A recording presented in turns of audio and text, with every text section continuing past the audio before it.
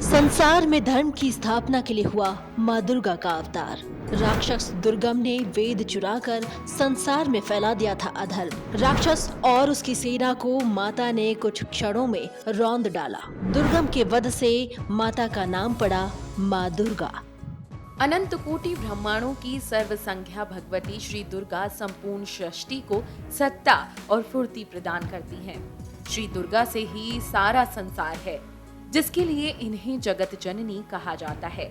श्री दुर्गा की ही शक्ति से ब्रह्मादि देवता उत्पन्न होते हैं, जिनसे विश्व की उत्पत्ति होती है। इन्हीं की शक्ति से भगवान विष्णु और शिव प्रकट होकर विश्व का पालन और संहार करते हैं। दुर्गा ही गौलोक में श्री राधा, साकेत में श्री सीता, क्षीर सागर में लक्ष्मी, दक्ष कन्या सती और दुर्गत नाशिनी दुर्गा हैं। संसार में जब जब विपत्ति आई है तो माँ भगवती ने संसार की रक्षा की है। यहाँ तक कि माँ दुर्गा भी संसार में धर्म की पुनः स्थापना करने और दुर्गम नाम के राक्षस का वध करने के लिए प्रकट हुई थी। आइए सुनते हैं माँ जगत जननी दुर्गा का नाम माँ दुर्गा कैसे पड़ा। इसके पीछे एक पौराणिक कथा है, आइए जानते हैं। शिव पुराण के अनुसार प्राचीन समय में दुर्गम नाम का एक महाबली दैत्य प्रकट हुआ। वह बहुत ही दुराचारी और धर्म पर प्रहार करने वाला था। दुर्गम को ब्रह्मा जी का वरदान प्राप्त था, जिसकी मदद से उसने चारों वेदों को छुपा दिया। वेदों के गायब हो जाने से सारी वैदिक गतिविधियां बंद हो गईं। सारे संसार में अधर्म फैल गया। इस दौरान ब्राह्मण और देवता भी दुराचारी हो गए। संसार में यज्ञ और होम तो दूर की बात, कोई भी दान और तप तक नहीं कर रहा था। भागवतिक क्रियाओं के रुक जाने से पृथ्वी पर 100 वर्षों तक वर्षा बंद हो गई। तीनों लोक में हाहाकार मच गया। चारों ओर सिर्फ दुख ही दुख दिखने लगा। कुआं, बावड़ी, सरोवर, नदी और समुद्र सब ही सूख गए। सभी प्राणी भूख प्यास से व्याकुल होकर मरने लगे। सभी देवता संसार के इस दुख को देखकर महेश्वरी योग माया की शरण में गए। भगवती माँ के पास पहुंचकर देवताओं ने गुहार लगाकर कहा कि हे महामाया, आपकी सारी प्रजा मुसीबत में है, उनकी रक्षा करो।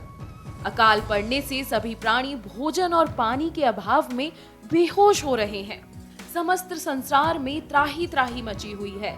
माते, जैसे आपने शुंभ निशुंभ, चंड मुंड, रक्त बीज, मधुकेटव तथा महिषासुर आदि दैत्यों का वध किया है, हमारी इनसे रक्षा करो। उसी तरह दुर्गमासुर के अत्याचारों से हमें बचाओ और हमारी माँ रक्षा करो। कृपामयी देवी का देवताओं की प्रार्थना सुनकर हृदय प्रसीज गया। माता ने उन्हें अपने अनंत नेत्रों से युक्त स्वरूप का दर्शन कराया। इसके बाद माता भगवती ने अपने अनंत नेत्रों से आंसुओं की धारा प्रभावित की। इन धाराओं से सारे संसार की प्यास बुझ गई। फसलों और औषधियों की सिंचाई हो गई। नदियों और समुद्रों में जल भर गया। सभी लोगों के कष्टों का निवारण माता ने कर दिया। देवताओं का कार्य सिद्ध करने के बाद माता ने पूछा कि अब मैं तुम्हारा कौन सा कार्य करूं?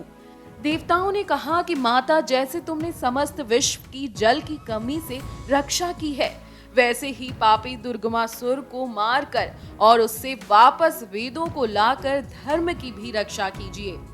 देवी ने देवताओं के इस आग्रह को स्वयं मान लिया। देवताओं ने संतुष्ट होकर माता को प्रणाम किया और अपने अपने स्थान लौट गए। समस्त संसार में आनंद छा गया। लेकिन माता और दुर्गमासुर के बीच युद्ध हुआ। चलिए जानते हैं कि क्यों माता और दुर्गमासुर के बीच युद्ध हुआ था। दुर्गमासुर को देवताओं और माता के बीच हुए संवाद के बारे में पता चल गया था। उसने अपनी असुरी सेना को लेकर देवलोक को घेर लिया। करुणामयी माँ ने देवताओं को बचाने के लिए देवलोक के चारों ओर अपने तेजो मंडल से एक गोल घेरा बना दिया और माता खुद उसके बाहर जाकर खड़ी हो गईं। देवी को देखकर दैत्यों ने उन पर आक्रमण कर दिया। इसी बीच देवी के दिव्य शरीर से काली, तारा, छिंदमस्ता, श्रीविद्या, भुवनेश्वरी, भैरवी, बंगलामुखी, धूमावती, त्रिपुर सुंदरी और मानतंगी, ये 10 महाविद्याएं अस्त्र शस्त्र लेकर निकली। इसके साथ ही माता के दिव्य शरीर से असंख्य देवी भी प्रकट हुई। इन सबके मस्तक पर चंद्रमा का मुकुट था। इन शक्तियों ने देखते ही देखते दुर्गमासुर के सारे सैनिकों को काट डाला। इसके बाद देवी ने दुर्गमासुर का अपने तीखे त्रिशूल से वध कर डाला और वेदों को वापस लाकर उन्हें देवताओं को लौटा दिया। दुर्गमासुर को मारने के बाद माता को दुर्गा के नाम से जाना जाने लगा। हर तरफ माता की जय जयकार गूंज उठी और माता को दुर्गा के रूप में पूजा जाने लगा। अगर आपको हमारा ये वीडियो पसंद आया हो तो हमारे चैनल जीवांजलि को सब्सक्राइब करें।